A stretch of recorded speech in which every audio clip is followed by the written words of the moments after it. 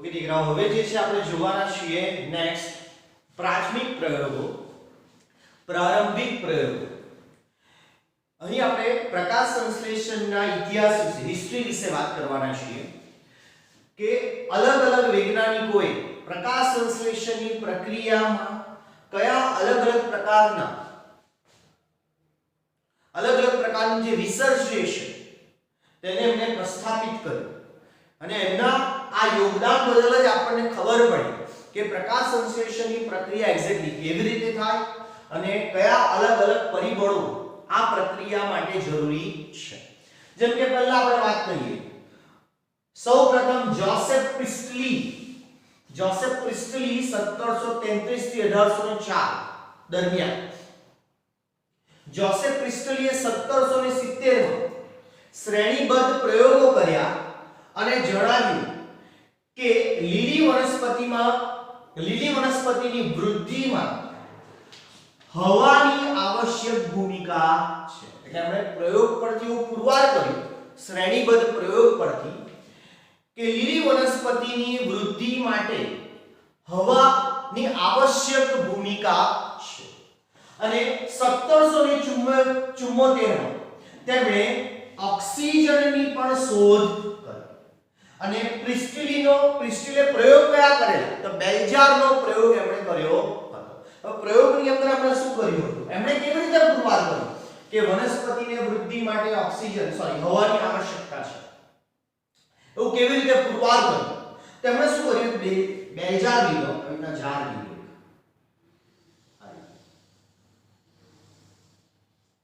એક ઝાડ લીધો. એ ઝાડની અંદર એમણે જે છે પહેલા એક મીણબત્તી મૂકી.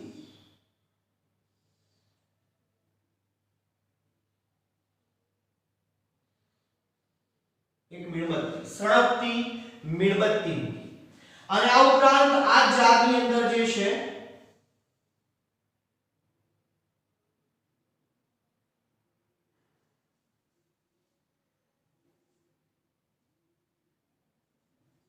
એક ઉંદર મૂક્યો. થયું શું? અમુક સમય બાદ આ મીણબત્તી જે સળગતી હતી એ પણ બંધ થઈ ગઈ, બુઝાઈ ગઈ. અને જે ઉંદર જે છે પણ મૃત્યુ પામ્યો અમુક સમય બાદ, અને મીણબત્તી પણ બુઝાઈ ગઈ. તો કેમ થયું કે જ્યાં સુધી આ ઝાડની અંદર હવા હાજર હતી ત્યાં સુધી મીણબત્તી પણ સળગતી રહી અને ઉંદર પણ જીવંત રહ્યો. અને તો ખ્યાલ જ હતો કે ઓક્સિજનની હાજરીમાં જ મીણબત્તી સળગી શકે. ઓક્સિજનની ગેરહાજરીમાં આગ સળગે નહીં, મીણબત્તી સળગશે નહીં. તો અહીં જે છે અમુક સમય બાદ જે ઝાડમાં ઓક્સિજન પૂરો થઈ ગયો, કારણ કે ઓક્સિજનનો ઉપયોગ ઉંદરે કર્યો અને મીણબત્તી સળગવામાં, અને મીણબત્તી પણ બુઝાઈ ગઈ, એટલે કે ઓક્સિજન પૂરો થઈ ગયો અને ઉંદર મૃત્યુ પામ્યો. પછી શું કર્યું? ત્યારબાદ જે છે ફરી પાછો પ્રયોગ લગાવ્યો.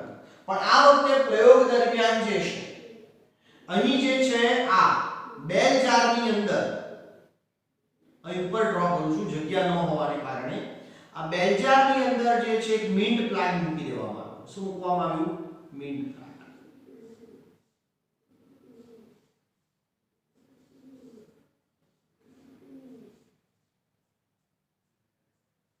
એક મિન્ટ પ્લાન્ટ ને ફુદીનાનો છોડ મૂકી દેવામાં આવ્યો. તો શું થયું કે આ મીણબત્તી જે હતી તે જ રીતે સળગતી રહી, ઉંદર પણ જીવંત રહ્યો. તો થયું શું અહીં કે જે આ ઉંદર દ્વારા જે હવાનો, ઓક્સિજનનો ઉપયોગ કરી મૂકવાને કારણે અને ઉંદર દ્વારા જે અંદરના વાતાવરણને CO2 મુક્ત થવાને કારણે, એટલે કે પ્રદૂષિત થયું વાતાવરણ, અને ઓક્સિજન પણ મીણબત્તી સતત વાપરતો હતો. પણ જે ઓક્સિજનની ઘટની પૂર્તિ કોના દ્વારા થઈ? તો આ મિન્ટ પ્લાન્ટ દ્વારા થઈ.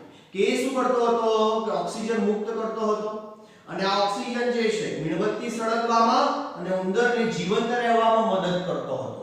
અને ઉંદર દ્વારા મુક્ત થયેલો CO2 નો ઉપયોગ કોણ કરતું હતું? તો આ મિન્ટ પ્લાન્ટ, ફુદીનાનો છોડ. અને ત્યારે વાતાવરણને શુદ્ધ પણ કરતું હતું CO2 નો ઉપયોગ કર્યા. એટલે કે બધા એકબીજાની જરૂરિયાતને સરભર કરે.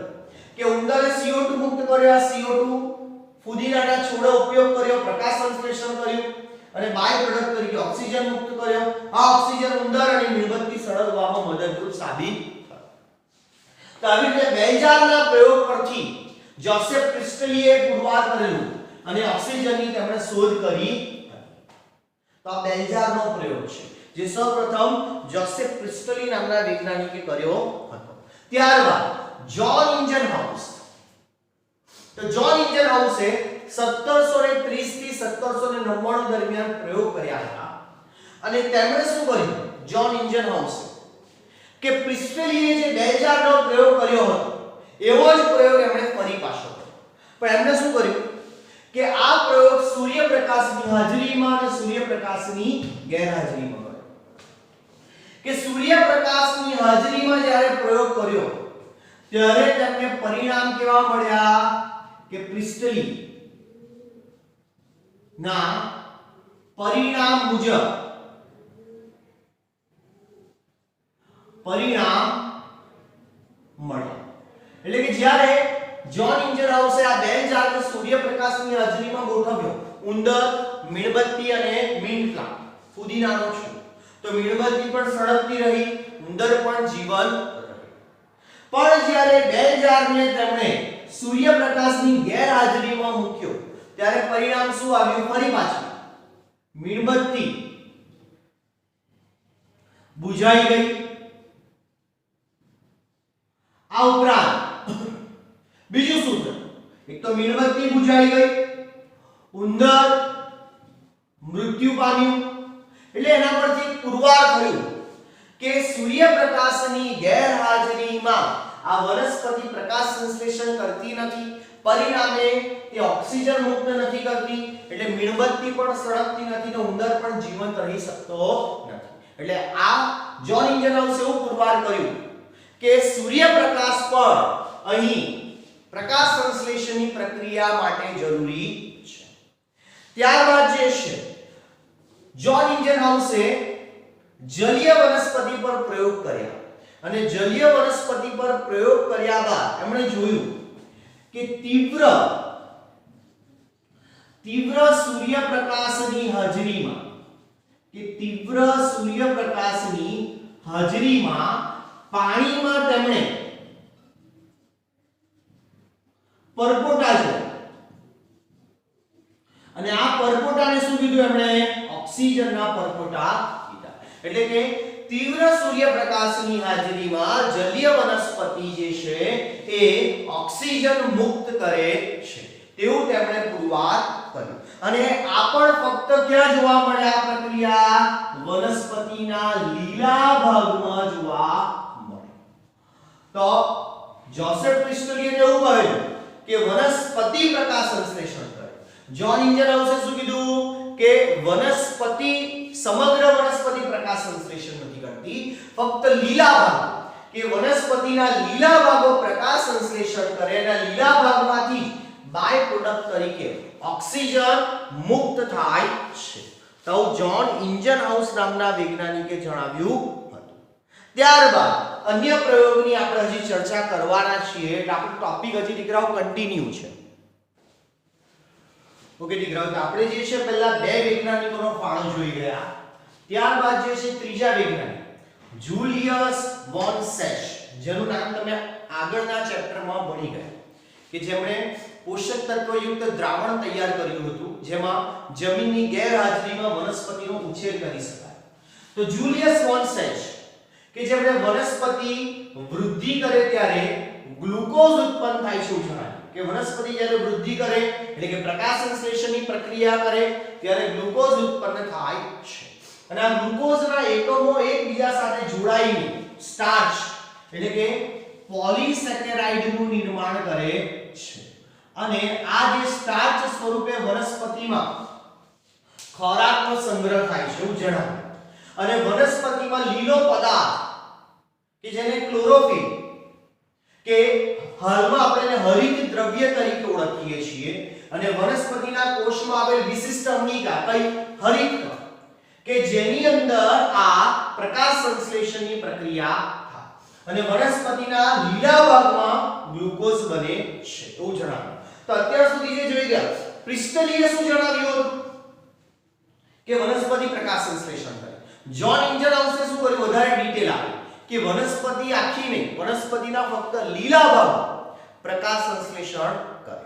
જ્યારે જુલિયસ મોન્સેચે શું કીધું વનસ્પતિના લીલા ભાગોમાં આવેલા હરિતકણ અંગિકા કે જ્યાં પ્રકાશ સંશ્લેષણની પ્રક્રિયા થાય અને ગ્લુકોઝ બને છે. તો આ જે યોગદાન આપ્યું પણ જુલિયસ મોન્સેચ જેમણે કહ્યું કે વનસ્પતિ જે ગ્લુકોઝ બનાવે છે એ ગ્લુકોઝના એકમો એકબીજા સાથે જોડાઈને જટિલ શર્કરા એટલે કે પોલિસેકેરાઇડ સ્ટાર્ચ બને અને સ્ટાર્ચ સ્વરૂપે વનસ્પતિ ખોરાકનો સંગ્રહ કરે. અને અન્ય જે વાત કરી કે વનસ્પતિમાં લીલો પદાર્થ જેને આપણે ક્લોરોફિલ હાલમાં હરિતદ્રવ્ય કહીએ છીએ જે વનસ્પતિના કોષમાં વિશિષ્ટ અંગિકામાં આવેલો હોય છે કઈ જેમ કે હરિતકણ અને આ વનસ્પતિના લીલા ભાગમાં જ ગ્લુકોઝ બને છે એવું તેમણે જણાવ્યું કે પ્રકાશ સંશ્લેષણની ક્રિયા દરમિયાન આ બધી ઘટના બનતી હોય છે. ત્યારબાદ ટી.ડબલ્યુ. એન્જેલમેન 1843 થી 1909 કે ટી.ડબલ્યુ. એન્જેલમેને પ્રિઝમનો ઉપયોગ કરીને પ્રકાશને તેના વર્ણપટના ઘટકોમાં વિભાજિત કર્યો. તમને ખબર જ છે કે સૂર્યપ્રકાશનું કિરણ જ્યારે પ્રિઝમ પર આપાત થાય ત્યારે 7 અલગ અલગ રંગમાં તે વિભાજિત થાય એટલે વર્ણપટ બને. દ્રશ્ય વર્ણપટ, જાનેવાલી કિનારા એટલે 7 અલગ અલગ તરંગ લંબાઈ ધરાવતા પ્રકાશ જે વિભાજિત થશે.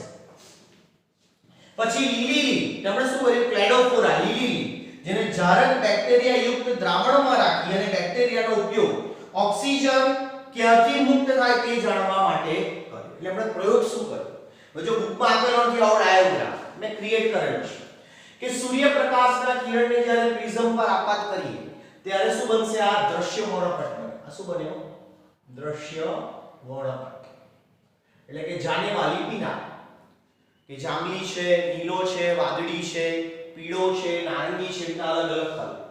હવે આ ટેસ્ટ ટ્યુબની અંદર ક્લેડોફોરા લીવનો ઉછેર કરેલો છે અને આ ક્લેડોફોરા લીવ પ્રકાશ સંશ્લેષણ કરશે. આ ઉપરાંત તેમાં જારક બેક્ટેરિયાનો ઉછેર કરેલ છે કે ઓક્સિજન ક્યાંથી વધુ મુક્ત થાય છે તે જાણવા માટે.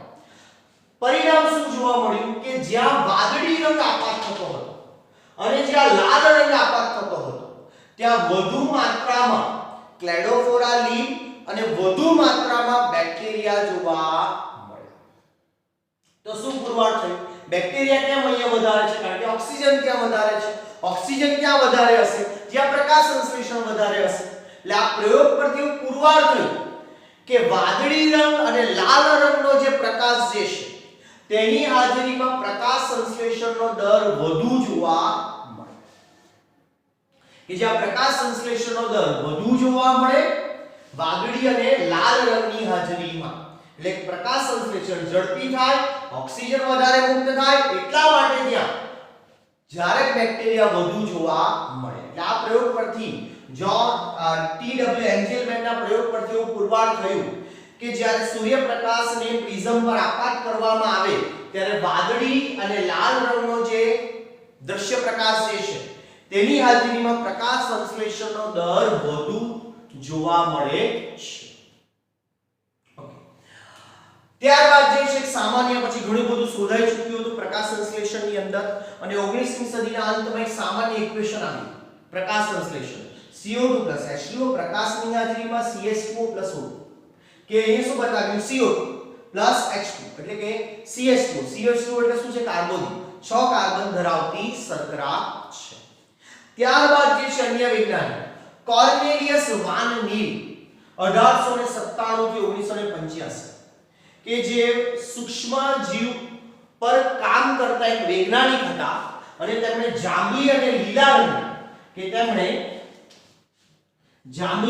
લીલા રંગના બેક્ટેરિયા પર પ્રયોગ કર્યા અને જણાવ્યું કે પ્રકાશ સંશ્લેષણ એ આવશ્યક રીતે કેવી પ્રક્રિયા છે પ્રકાશ આધારિત પ્રક્રિયા છે જેમાં યોગ્ય ઓક્સિડાઇઝેબલ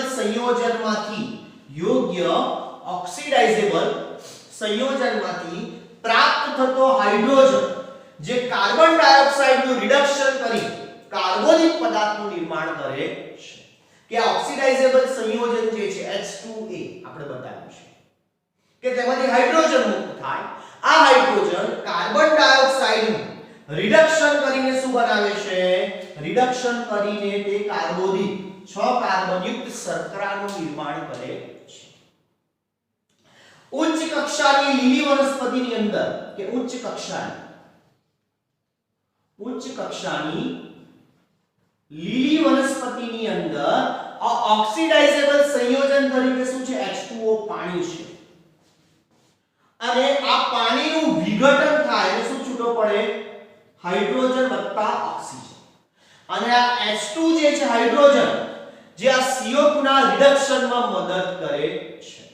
અને આ ઓક્સિજન જે છે વાતાવરણમાં મુક્ત થાય. એટલે આપણે કહીએ ને કે પ્રકાશ સંશ્લેષણ દરમિયાન ઓક્સિજન છૂટો પડે.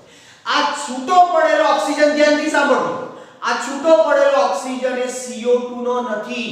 બાકી અત્યાર સુધી તમારામાંથી ઘણા વિદ્યાર્થીઓ માનતા હશે કે સર CO2 માંથી પેલો ઓક્સિજન છૂટો પડે. એટલે પ્રકાશ સંશ્લેષણ દ્વારા જે ઓક્સિજન છૂટો પડે ક્યાંથી આવે? તમે કદાચ એવું માનતા હશો કે CO2 માંથી આવે, પણ એવું નથી. કે પ્રકાશ સંશ્લેષણની ક્રિયા દરમિયાન આ છૂટો પડેલો ઓક્સિજન ક્યાંથી આવ્યો? H2O માંથી, પાણીમાંથી આવ્યો. કે પાણીના અણુનું વિઘટન થયું ને તેમાંથી ઓક્સિજન છૂટો પડ્યો. જ્યારે અમુક સાયનોબેક્ટેરિયા જે છે કે જાંબલી તથા લીલા સલ્ફર બેક્ટેરિયામાં ઓક્સિડાઇઝેબલ સંયોજન H2A એટલે H2O નથી, પાણી નથી, પણ શું છે? H2S હાઇડ્રોજન સલ્ફાઇડ છે. એટલે કે આ બેક્ટેરિયા જે છે કે જાંબલી તેમજ લીલા સલ્ફરયુક્ત બેક્ટેરિયામાં ઓક્સિડાઇઝેબલ સંયોજન તરીકે H2S છે. એટલે તેઓ ઓક્સિજન મુક્ત કરતા નથી, પણ ઓક્સિજનની જગ્યાએ શું મુક્ત કરશે? સલ્ફેટ કે સલ્ફાઇડ મુક્ત કરે છે. અને આ બાબતનું કન્ફર્મેશન જે છે રેડિયો સમસ્થાનિકનો ઉપયોગ કરીને આ બાબતનું કન્ફર્મેશન પણ કરવામાં આવ્યું હતું. અને પછી અંતમાં એક ફાઇનલ ઇક્વેશન તૈયાર થયું પ્રકાશ સંશ્લેષણ માટે. કયું ફાઇનલ ઇક્વેશન? કે 6CO2 12H2O gives us શું મળશે આપણને? તો પ્રકાશની હાજરીમાં પ્રક્રિયા થાય અને C6H12O6 વત્તા 6O2 વત્તા 6H2O મુક્ત થાય. એક ફાઇનલ ઇક્વેશન તૈયાર થઈ કોર્નેલિયસ વાન ડીલની મદદથી. અને ફાઇનલ ઇક્વેશન શું આવ્યું? 6CO2 12H2O પ્રકાશની હાજરીમાં C6H12O6 6O2 6H2O. એટલે શું મુક્ત થયું? તમે અહીંયા જુઓ 6 ઓક્સિજન મુક્ત થયા અને શું બન્યું? એક ગ્લુકોઝનો એકમ બન્યો. અને જે ઓક્સિડાઇઝેબલ સંયોજન જે છે કયો છે? H2O. જેમાંથી હાઇડ્રોજન મુક્ત થાય. આ હાઇડ્રોજન CO2 નું રિડક્શન કરે અને શું બનાવે? ગ્લુકોઝ બનાવશે. અને જે આ C6H12O6 શું છે? એક ગ્લુકોઝ છે. અને રેડિયો સમસ્થાનિક પદ્ધતિનો ઉપયોગ કરીને સાબિત કરવામાં આવ્યું કે O2 પાણીમાંથી મુક્ત થાય છે, CO2 માંથી મુક્ત થતો નથી. અને અહીં પાણીના અણુઓ જે પ્રક્રિયક તરીકે ઉપયોગમાં લેવામાં આવ્યા છે. ઓકે દીકરાઓ, તો આજે આપણે વાત કરી ગયા હિસ્ટ્રીની વાત કરી ગયા, અલગ અલગ વૈજ્ઞાનિકોનો ફાળો આપણે જોઈ ગયા. જોસેફ પ્રિસ્ટલી જે છે એમણે એવી રજૂઆત કરી કે વનસ્પતિ પ્રકાશ સંશ્લેષણ કરે છે અને એમને બેલ જારનો પ્રયોગ કર્યો. જ્હોન ઇન્જનહાઉસે પણ બેલ જારનો પ્રયોગ રિપીટ કર્યો અને એવું પુરવાર કર્યું કે વનસ્પતિના ફક્ત લીલા ભાગો પ્રકાશ સંશ્લેષણ કરે અને એ ઓક્સિજન મુક્ત કરે છે. પછી જુલિયસ વોન સેચ અને તીવ્ર સૂર્યપ્રકાશની હાજરીમાં આપણે જોયું હતું પાણીના પાણીમાં ને પરપોટા શેના હતા? ઓક્સિજનના. જુલિયસ વોન સેચે પ્રયોગ કર્યો અને પ્રયોગ પરથી પુરવાર કર્યું કે સ્ટાર્ચ અહીં બને છે, કે ગ્લુકોઝના અણુઓ જોડાઈને સ્ટાર્ચ બને. અને વનસ્પતિના લીલા ભાગમાં કયું? તો કે હરિતકણની અંદર શું છે? ક્લોરોફિલ રંજક દ્રવ્ય. અને તે પ્રકાશ સંશ્લેષણની પ્રક્રિયા કરવામાં મદદ કરે. ત્યારે TW એન્જલમેને પ્રયોગ કર્યા અને એમણે પ્રયોગ પર જે ક્લેડોફોરા લીડ અને જારક બેક્ટેરિયાનો ઉપયોગ કરીને પ્રયોગ કર્યા અને પુરવાર કર્યું કે વાદળી અને લાલ રંગમાં પ્રકાશ સંશ્લેષણનો દર મહત્તમ જોવા મળે. અને પછી એક જનરલ ઇક્વેશન પણ આવ્યું 19મી સદીની અંદર કે CO2 H2O પ્રકાશ કાર્બોનિક 6 કાર્બન ધરાવતી શર્કરાનું નિર્માણ થાય. પછી કોર્નેલિયસ વાન મીલે પ્રયોગ કર્યા અને તેમણે જાંબલી અને લીલા રંગના બેક્ટેરિયા પર પ્રયોગ કર્યા અને જણાવ્યું કે અહીં જે છે પ્રકાશ સંશ્લેષણની પ્રક્રિયામાં ઓક્સિડાઇઝેબલ સંયોજનમાંથી પ્રાપ્ત થતો હાઇડ્રોજન જે કાર્બન ડાયોક્સાઇડના રિડક્શનમાં મદદ કરે અને રિડક્શન થયા બાદ શર્કરા બને છે. અને એવું જોયું કે ઉચ્ચ કક્ષાની વનસ્પતિમાં આ ઓક્સિડાઇઝેબલ સંયોજન કયું છે તો H2O છે. જ્યારે અમુક બેક્ટેરિયાની અંદર જાંબલી અને લીલા સલ્ફરયુક્ત બેક્ટેરિયામાં ઓક્સિડાઇઝેબલ સંયોજન H2S હાઇડ્રોજન સલ્ફાઇડ છે. અને એક ફાઇનલ ઇક્વેશન છેલ્લે તૈયાર થયું પ્રકાશ સંશ્લેષણનું 6CO2 12H2O પ્રકાશની હાજરીમાં C6H12O6 6O2 6H2O. ઓકે દીકરાઓ, તો આજે આપણે હિસ્ટ્રી વિશે વાત કરી આ પ્રકાશ સંશ્લેષણની. Okay, all the best, happy learning.